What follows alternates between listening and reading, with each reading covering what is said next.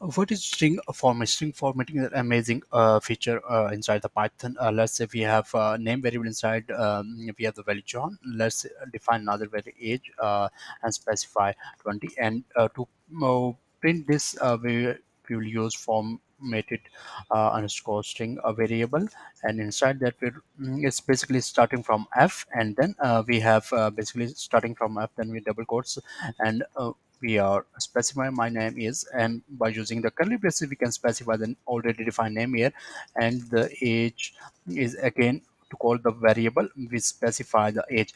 To simply print this, we will use the print function, and then formatted string value. To run this, we will simply run our Python file here. It will show us the value of the age and result inside that particular string. We just choose formatted string, show the both value of name and age inside that string.